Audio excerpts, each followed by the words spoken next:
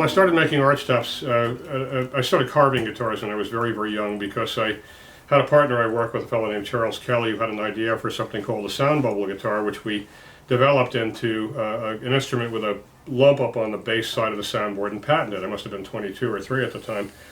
And the instrument was kind of an abysmal failure because it was great that we interrupted the dipole of the behavior mode at the top, but we put the lump on the wrong side. And so it still had a unique sound. It still got me a lot of attention, but it was many, many years later when I finally had a commission from a wonderful man named Paul Samanda to build the first Halfling guitar. But that's getting a little ahead of myself. The archtop, where it sits today, is, in my world, I became fascinated with the archtop because I felt that it was an unperfected design, as opposed to a violin or a Martin guitar even. And while I play a lot of steel string, and I'm probably known more as a steel string and a blues player than anything, I think that the archtop has captured my imagination very quickly and early, because the thing I heard instantly was that steel string guitars have a flat top, reasonably even thickness, roughly the thickness of a nickel. What fascinated me about that was that the Martin itself was a pretty perfected design, the X-Brace guitar. I really couldn't make a much better guitar than a Martin guitar at its very best. I couldn't make another Clarence White guitar, or maybe I could. And of course I tried, but it was fun, but I really felt like I could do very little to contribute to the development of the instrument, or to be an innovator in that world.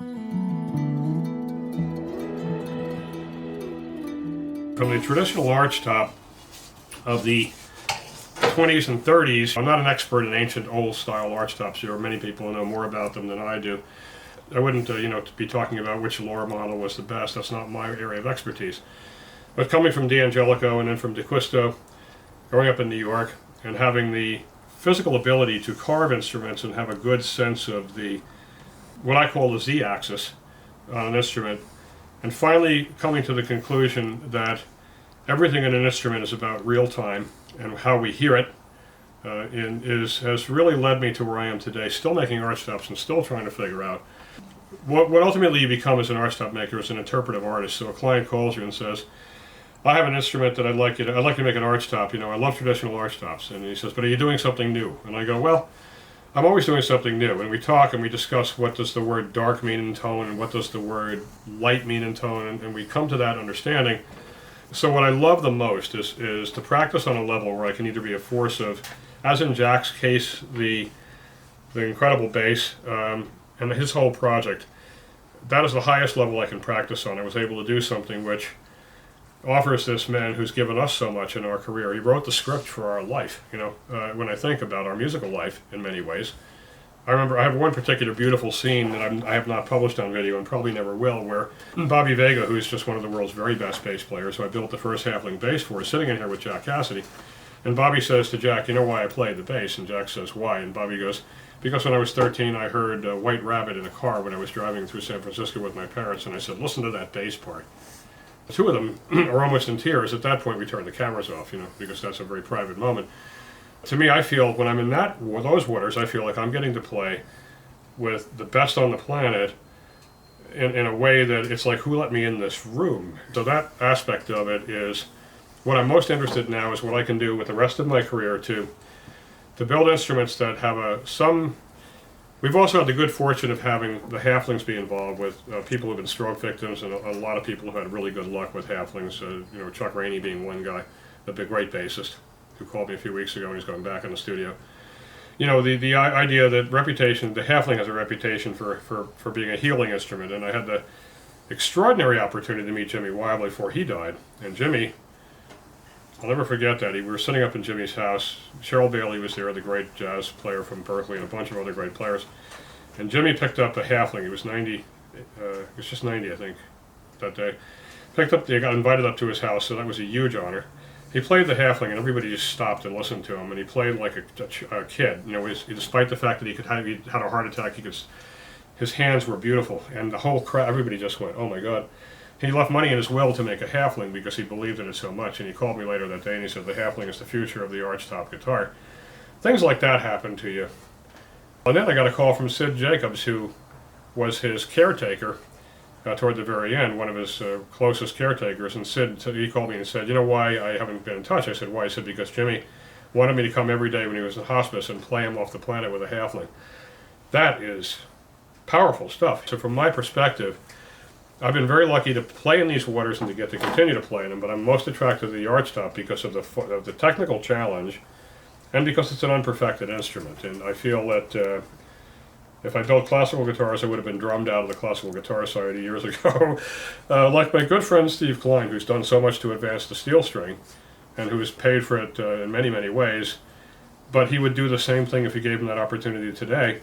I think that it's been a real privilege to do that. So that's why I still am hooked on the archtop, and now it's this variation of it, but I'm still building traditional Monterey's and still trying to improve them and trying to figure out how I can make an instrument that's a few percentage points more efficient and one that will respond to the needs of today's players. That's kind of a summary of why I got into archtops, besides hearing that first Angelica.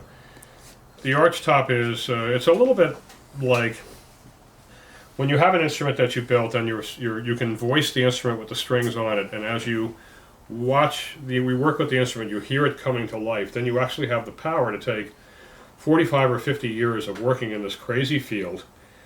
Then you can touch an instrument after it's strung up and make it better. And that to me that's the brass ring. I would never be good at making tons of steel strings. I could never do what a genius like Bob Taylor does, or what Richard Hoover does, which is magnificent stuff. And he's been very, very innovative in his own way. But for me, once I got hooked by the ability to touch an instrument after it's made, I felt like, okay, well, this is a chance for me to take my 45 years of intuitional physics training, all the stuff I talk about there's no great art without great science, and there's no great science without great art, all the influence of Michael Kasha on my career, and Richard Schneider about how these guitars are energy machines. Ultimately, as a musician, I always have to have art trump science, but I'll always study the science well, And so, to me, it's the perfect corner of the universe for me to sweep up. So that's where I found myself. Built a lot of basses, built a lot of guitars, steel strings, archtops, flat tops. So every time I see an archtop, I think, what can we do to make that something that will respond to today's player? And it's been a lot of fun. When I first saw the Angelica archtop, I was about 13, and I grew up in New York City in Brooklyn. And there were the Angelicos everywhere, and it just blew my mind. I remember when I heard the first second I heard the instrument, I heard the time delay on the top of the guitar. I heard the fact that the instrument was clearing its own phase canceling itself to create a cleaner, less bass but more clarity, which is what archtops really do. They make it easier to hear. Close enharmonic notes, which would otherwise be, say, McCoy Tyner's right hand going clink with a minor ninth or something. You can actually hear that on an archtop because the top is not free to propagate lots of stuff in the 1 and 2K range. It's free to differentiate things, and I consider the archtop to be a time machine. In fact, the next model I'm going to call the time machine. And I say that because what archtops is about phase cancellation, and it's about exciting the air so that the top of the instrument creates real frequency range excitation in the air in a room at different real-time points. And really what this turns out to be, it's like what we used to call flanging. When you slow down one tape deck, you could hear the phase cancellation. So if I hit this Halfling 12 string, you'll hear the shimmer of the instrument. Part of the reason you hear that extra shimmer is because the top is carved in that way. So when I heard that with the first Angelica archtop I heard the fact that there were different sound time sources coming off the top, and that hooked me for the rest of my life, with that plus the fact that it's a tremendous challenge to carve an archtop guitar, and you have very few things you can count on, very few reference angles, so you're really working with this unperfected, developing instrument. So in the 30s it was about being loud and moving a lot of air, chunk, a chunk, a chunk, a chunk, a chunk. How abrupt the changes in an archtop will affect how much air it can move at once. And so the guitars from the 30s were really about more abrupt changes, higher arches, moving a lot of air, not so much electrically, so you could go whump, whump, whump, whump in an orchestra. As time went on in the 50s and 60s, the arch went down lower. Pickups became a big integrated part of them. It would still remain the most important thing was the fact that an archtop could separate a minor 7 flat 5, and you could hear every note in that chord, whereas that played on a steel string would be a little mushier because the top was moving, and you had less differentiation of tone. So the great jazz guys really wanted to play and hear every single interval that they could with the same prominence. So unfortunately that required creating this time delay so the air is excited at different times. You strike a string, the energy gets into the top through this first coupled oscillator, the bridge. Everything starts moving. Air in the room is excited, but it's excited faster from the center than it is from the side and the rim. That creates more compliance out here. That creates a certain amount of phase cancellation. This is a 7-string guitar. I built this for a wonderful client in Virginia who is no longer playing 7. So I sometimes have my own instruments to resell. I usually do that in a very personal way with people. This one went into a museum exhibit in Sonoma County and won Best of Show, which was a lot of fun. And what was even more fun is that Larry Robinson's guitar was in there. They couldn't figure out which one of us were going to win Best of Show. They flipped a coin and I won it. Back is traditional, very nicely flamed quarter-sawn big leaf maple, which I really love to work with. This comes out of Oregon. The neck is a 2-piece of bird's eye maple. I've been using the same material for about 30 years from the Upper Peninsula in Michigan. And I've had the same supplier who's been delightful, thank God for him, because this stuff is impossible to find in this kind of complete 5/4, absolutely clear stock. And bird's eye is harder and faster to conduct sound. Everything that I do is about the speed at which sound is conducted and the lack of impedance on an instrument. Ebony fingerboard, standard inlays on the headstock. That's my standard logo. I've been working with color binding for many years, and I still work with it because I love all the colors of the rainbow that are in it. I stopped working with Ivoroid about 6 years ago because the product had changed to comply to volatile hydrocarbon standards, and now the shrinkage is just out of control. So I won't work with Ivoroid anymore. And so people say, what's the option? And there really isn't an option now.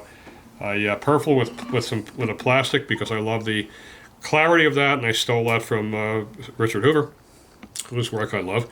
And the color has just been sort of a benchmark of what I've done for many, many years.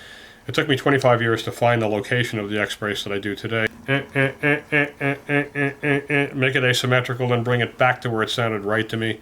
I believe in that instruments, that the energy traveling through an instrument is a finite system. So I want to have the largest surface area for all the joints in an instrument. I have a very large dovetail in here, very large tail block, very large end block, carbon fiber in the neck. I could stand on these necks, which I regularly do in the classes when I'm teaching them. My perspective on this is the energy stays in the system and I can do something with it. We're kind of shepherds for energy. We don't create it. Our job is to shepherd it around the top. I look at the top like a tank circuit, a resonant circuit where the braces are capacitors. And they store energy and they release it, they stiffen the top. I've spent a lot of time alone thinking about guitars.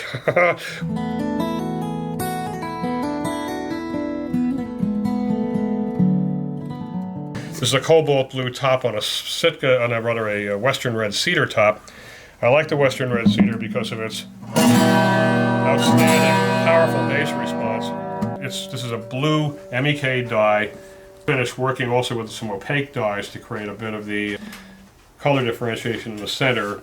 It's got a bunch of refractive material in it, so it refracts when you turn it sideways. You'll see more of a shading on it. The back and sides are a spectacular piece of the quilted mahogany, the tree. When I work with this material, I fill it with nothing but lacquer. I don't use fillers on it. It takes forever. Refractive index is so fantastic with clear lacquer that you can see right down to the chatoyant quality of this thing is it's a privilege to work with this. So on these quilted mahogany tree flat back guitars, I love doing this kind of bracing structure, and there's a whole group of people who like this, and the back does move a lot more than a standard back would. That's a chance to really play and have some fun, as you can see. When people say, what do you do when you screw it up? We say, we don't screw it up. We try hard not to. I've built about 15 instruments, probably 5 arch tops. The very first Halfling arch top was built with this. And I'm always working with this material, but it doesn't necessarily mean that it's always the best material sound-wise, so how do you make it sound good is really the challenge. And the rest of it is pretty standard. The inlay on the top of this guitar is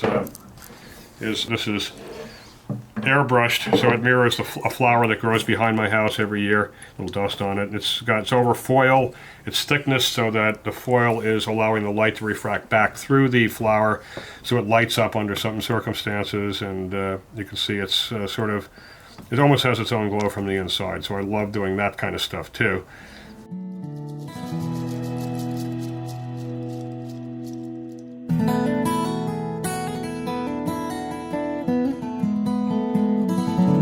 This is the first back I've ever done in an asymmetrical way, so it's flatter on the bass side than on the treble side.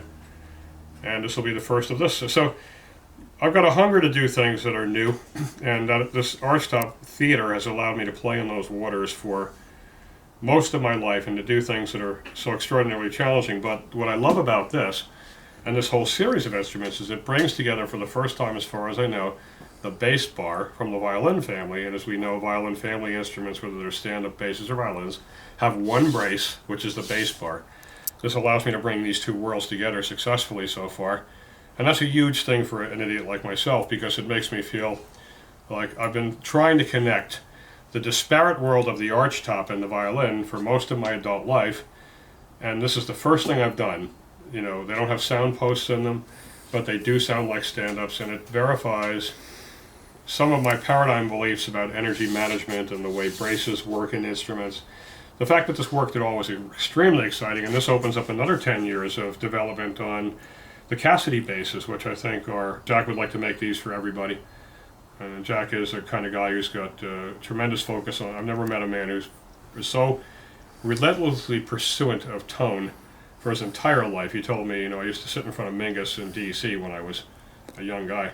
And I haven't ever lost that sound in my head. So when somebody comes to me like that, what an extraordinary opportunity, what a gift it is. Now I'm wrapped up in the development of this for the next X number of years. I'm also going to try and get Jack to liberate his bass for a couple of days, because I'm less interested in coming down here to sell product off the table. I really don't expect that. I'm more down there to just put some cool stuff on the table and shake up the state of the art. I think neither has the Cassidy bass been seen, except on tour anywhere. And because he lives in Beverly Hills and I think he's home at the same time, there's a really good chance I'm going to bring that instrument too. That calendar on the wall over there with the classic, that instrument that I built for Jacques-Andre of the Montreal collection, was the first teardrop, non-traditional bass side teardrop that I built, and that's become kind of a cottage thing. So now that instrument sounds like a grand piano, because I have all that extra bass real estate. And now I just finished the first traditional teardrop, which I had in Memphis. I think you saw that instrument. That's now in Spain.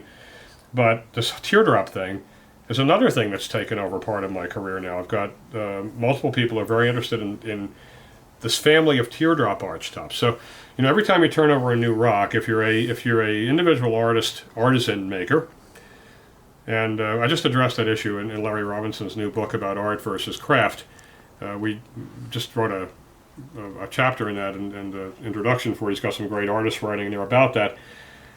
So I'm one of those guys who I'm better off living in that world between art and craft than I am as a manufacturer. When I try to manufacture things, I'm not the best at it.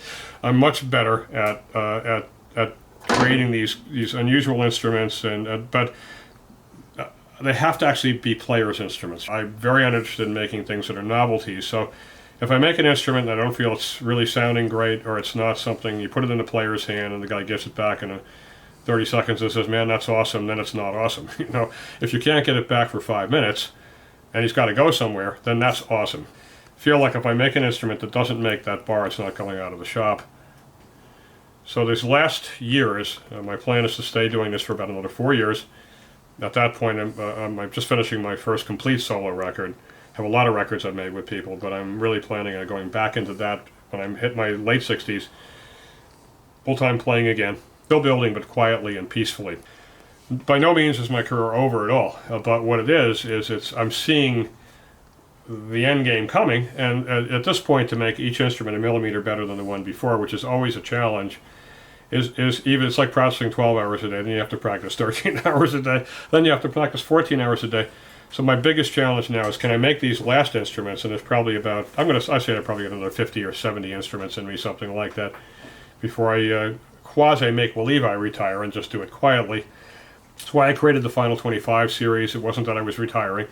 I wanted to create a bar that was so high that I would feel challenged every time I came into the shop to try to do something that was that much better. And for all of us, I think if you talk to any of us, they're going to say the same thing. If you've been lucky enough to get as much attention as I have in my life as a maker, and I feel sometimes like there are guys and women in garages we'll never see their work who are better than us. It's just not the way they're wired. I was wired this way because it was a way I could take care of my family. So I feel like I've been, as I say, very, very lucky in my career. I've gotten way more attention, but I think there are incredible people out there building quietly. And it wasn't until somebody gave me a book on Stradivarius, a really good friend of mine, Chuck Hoffman, who's a bibliotherapist, a few years ago, and he said, I think you're in a creative rut. I went to Montreal after reading that book. I gave a lecture on Stradivarius, and I realized that it kicked me into another level of discomfort, which I think created another plateau of your building, because it's a lot like what Pablo Casals said, why are you still practicing at 93? Because I'm still making progress. Well, I kind of feel like it's an ethical imperative to improve everything you do, and you can't do that anymore. Maybe it's time. What I'm trying to do is see what I can accomplish in the next 10 years and the next 6 years. Ultimately, like many, many makers, I would like to be in a place where I only make on spec and hang things up to sell them, and maybe that's where I'll be in 5 years while I continue to do my short tours. I'm leaving with the Manglers for the Madison area and the Chicago area in a couple of weeks, and that'll be an annual event that I live for. It's great, it's wonderful. I'll come back and I can go be a rock star for a little while, and I come back and I can be a nice quiet guy in a shop where I don't get bothered a lot. So I think for a lot of us who are in this last phase of our career, 60, 70, whatever, we're all examining these issues without wanting to feel like we're getting old, but we have to be realistic about what we're going to do with the rest of our career. So it's kind of it's a beautiful time, and for me, it's a time for me to take stock of the history of what I've done, mosh pit that it is, and to try to do something with that too. The one thing I came away from studying Stradivarius' life was that his life was not much different than ours. The instrument makers' lives 200, 300 years ago weren't much different from instrument makers today. We're the same kind of personalities. And I don't know if you saw this on Facebook, but for that great trio that I built, I put a time capsule under the fingerboard of one of them.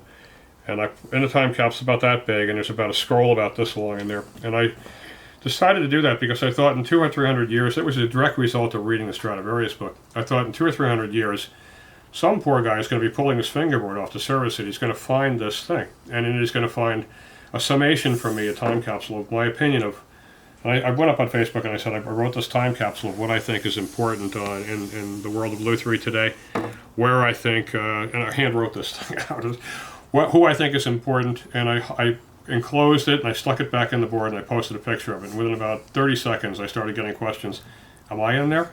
Am I in there? And this is great for me because then I could say, and indeed there are some wonderful people in there, and not people you might expect. But what I was saying, like I said, I can tell you that I have to take that to my grave, and that's just so much fun. The concept that anybody cares what an idiot like me thinks about the state of the art of Luthier or who's doing important stuff cracks me up, because underneath this all, I don't do this for the money. I do it because I can do it, and I do it because I feel that I have a bit of a gift for it. You know, my grandfather and grandfather before him, my great-great-grandfather were instrument makers in the Black Forest. The name Ribbecke comes from the 3rd century violin. It's a 3-string violin. So for me, it was sort of like in my DNA. And as a young guy growing up, the reason why I also did this is my father built these incredible ship models. He left a collection of them for all of us. I have 3 of them. They're the best I've ever seen anywhere in the world. They're made with the popsicle sticks from my 5 returning World War II uncles in Brooklyn, in the sort of the ghetto area we lived in. But he never showed me how to do anything. When he came out here and he saw my first guitars, I said to him, why didn't you become a professional boat builder or model builder, because Smithsonian wants these. And I had the blessing of having my work in the Smithsonian, and I was going to say, he said, because it was the word amateur, to love what you're doing. And he looked at my first guitars and he said, so you're a mechanic. And I said, well, what do you mean by that? He said, well, you'll figure it out. Years later, it took me to get to that point because I thought he would be really impressed. I was surrounded by guitars, and 22 years old, and no skill. I had already managed to cut the end of my finger off because I didn't know what I was doing. He looked around and he said, well, what it was is, he said, it's not the guitars, it's what you do with this work in your life. the reason why I chose to become a guitar maker is I build these tools, and at the end of my life, maybe it's ugly 0, beauty 1, when you take away all the other bad things I've done to compensate for that. But because I leave these beautiful tools on the planet that other people can make music with long after I'm gone, the concept of that is extraordinary. And it really makes, on the days when I feel like I don't want to do this, it makes me feel like I'm here for a good reason. And that's really ultimately why I do this. And I call this shop here, this humble shop, as a cathedral for the work that I do. So, and the reason why I built Archtops is because I could pursue trying to improve this instrument to suit its time. Ultimately, you can build innovative instruments, but if they aren't played by people, that's kind of disappointing. But it's a huge privilege to do this with your life, to know that at the end of it, there'll be these people still playing my guitars long after I'm gone, knowing that almost everything I make today, short of the Clear Lake Fire, will outlive me. And I think most of us have this feeling. So, it's not a business I take lightly. It's not a pursuit I take lightly. I don't even have a choice. I just do it. The ethical imperative to use whatever gift you have, whatever gift that is, whether it's maybe you're a great dog trainer, which I could use right now, but if that's who you are, to me, I feel like there's an ethical imperative to pursue that excellence to the nth degree and do the best you can do with it before you're sort of out of ammo.